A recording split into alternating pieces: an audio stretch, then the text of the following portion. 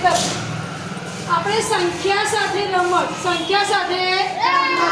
એ પાઠમાં આપણે 1 થી 100 સુધીની આપણે સંખ્યાના શીખવવાનું છે એમાં આપણે ચડતો ક્રમ અને ઉતરતો ક્રમ ચડતો ક્રમ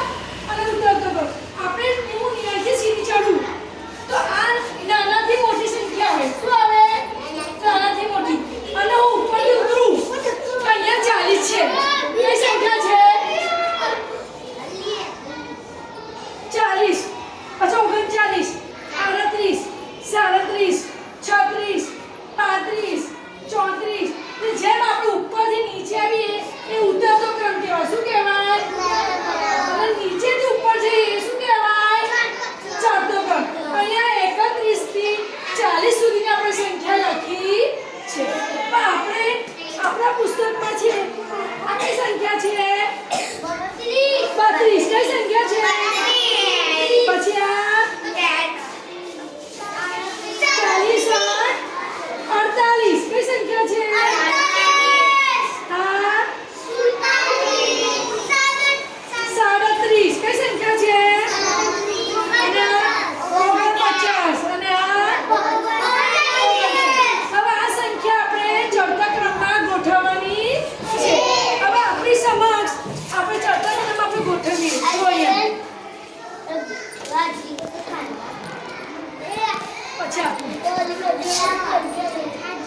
હવે આપણી પાસે 5 આંકડા છે શું છે હવે અહીંયા આવે 5 આંકડા હવે આ સંખ્યામાં પહેલી કઈ સંખ્યા આવશે નાની કઈ છે આ બધામાં નાની સંખ્યા કઈ છે તો આપણે 32 આપણે આગળ લઈએ બરાબર ચાલો આ બધામાં નાની સંખ્યા કઈ છે 37 પછી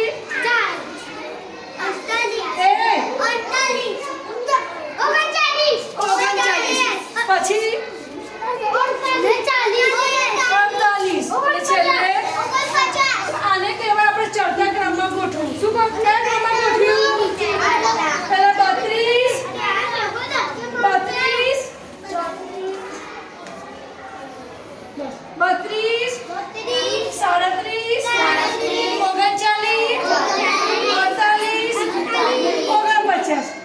આને કહેવાય ચડતો ક્રમ અને ઉતરતા ક્રમમાં ગોઠવવું હોય તો પહેલા કઈ સંખ્યા આવશે 49 શું આવશે પછી 48 પછી 39 37 અને 32 ખબર પડી ગઈ એટલે ઉતરતા ક્રમમાં પહેલા મોટી સંખ્યા આવશે ઉતરતા ક્રમમાં પહેલા મોટી સંખ્યા આવશે પછી એનાથી નાની ચડતા ક્રમમાં પહેલા નાની એનાથી મોટી હવે એક સંખ્યા છે ચાલો મંદુર ચાલો ગોઠવો ચડતા ક્રમમાં ગોઠવો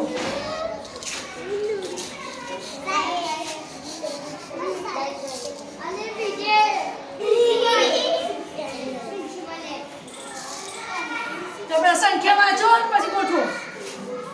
કઈ જાય વાંચ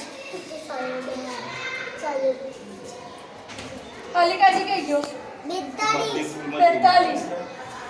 પછી 21 34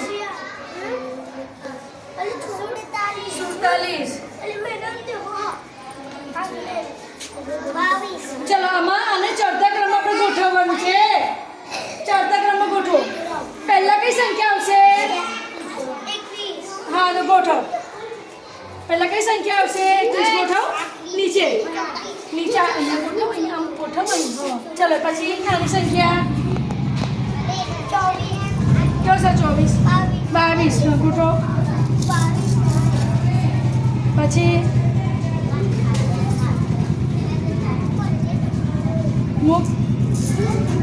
ચલો પછી આ બાજુ 42 મૂકવાની અને અહીંયા છેલ્લી 47 ચલો બધી સંખ્યા વાંચો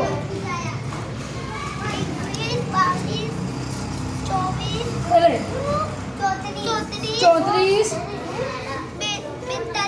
અને 47 ચલો ઇબ્રાહિમ આવો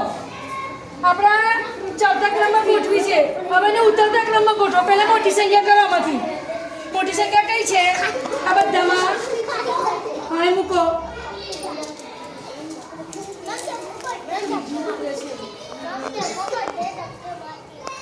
ચલો પછી મોટી. પછી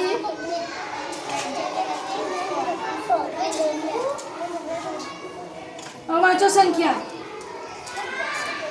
વાંચો.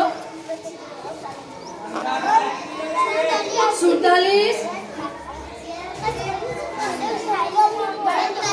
42